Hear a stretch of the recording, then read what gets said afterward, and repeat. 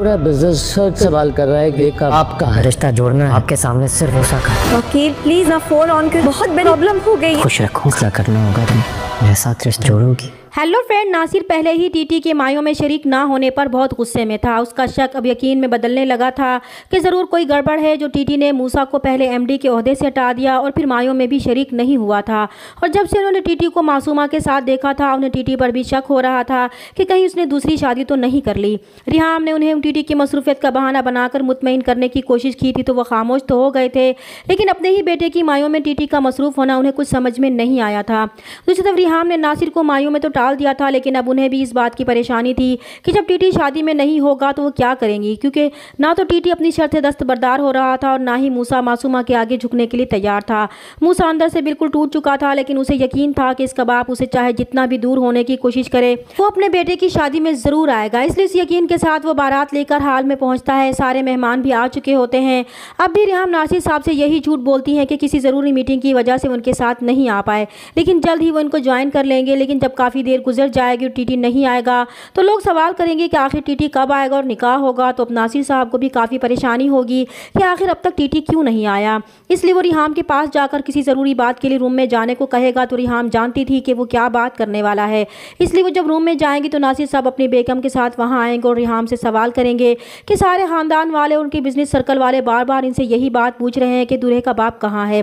तो रिहाम फिर से उन्हें मुतमईन करने की कोशिश करेगी कि इनकी अभी तौकीर से बात हुई है, वो बस पहुँचने ही वाले हैं, वो परेशान ना हो। वो फिर से टीटी से बात करती है ताकि वो जल्दी पहुंचे और फिर रिहाम टीटी को फ़ोन करेंगी, लेकिन फ़ोन तो मासूमा ने जानबूझकर बंद कर दिया था। जब रिहाम का राब्ता नहीं हो पाएगा तो टीटी को व्हाट्सएप पर मैसेज करेंगी कि प्लीज़ वो अपना फ़ोन ऑन करे, उससे बात करें, वो इस वक्त बहुत मुश्किल में है।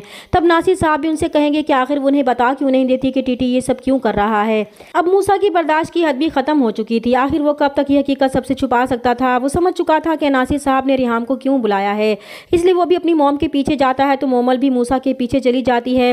वो नासिर साहब की बात सुन लेता है और नासिर साहब से यही कहता है कि अगर उन्होंने रिश्ता जोड़ना है तो इनके सामने सिर्फ मूसा खड़ा है, क्योंकि अब तौकीर साहब इनकी शादी में आने वाले नहीं हैं। उन्होंने दूसरी शादी कर ली है और वो चाहते हैं कि वो भी इस शादी को तस्लीम कर ले, लेकिन वो ऐसा हरगिज़ नहीं करेगा। और ये बात सुनकर तो नासिर साहब के पैरों तले से ही ज़मीन निकल जाती है। तो मोमल भी ये बात सुनकर बहुत हैरान होगी, इसलिए वो मूसा को हाथ से पकड़कर दूसरे कमरे में ले जाएगी और कहेगी कि वो ये कैसी बातें कर रहा है, पूरा ख़ानदान नीचे इंतज़ार कर रहा है, इसके माँ बाप की इज़्ज़त दाव पर लगी हुई है और वो ये नई कहानी सुना रहा है। अगर इसका बाप नहीं आया तो ये शादी भी नहीं होगी, क्योंकि इसके माँ बाप कभी भी इस बात के लिए राज़ी नहीं होंगे। तभी मूसा मोमल से कहेगा कि अब वो पहले वाला मूसा नहीं रहा जिसके नाम के साथ तौकीर लगाया जाता था। वो अब सिर्फ मूसा है। उसकी दुबई में बहुत अच्छी जॉब लग चुकी है। वो अपनी हैसियत के मुताबिक इसे बहुत खुश रखेगा, लेकिन उसे भी अब यह फैसला अभी और इसी वक्त करना होगा कि वो उसके साथ रिश्ता जोड़ेगी या फिर तोड़ेगी।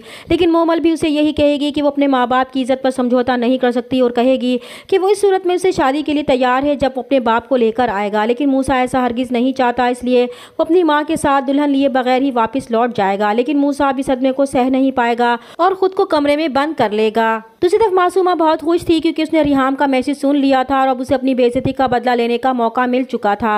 वो टीटी के सामने ये बहाना बनाएगी कि उसकी तबीयत ख़राब थी, उसको डिस्टर्ब ना करने के लिए उसने फ़ोन बंद कर दिया था। चैनल पर नए हैं तो प्लीज़ चैनल को सब्सक्राइब कर दें। मिलते हैं नेक्स्ट वीडियो में, तब तक के लिए अल्लाह हाफिज़।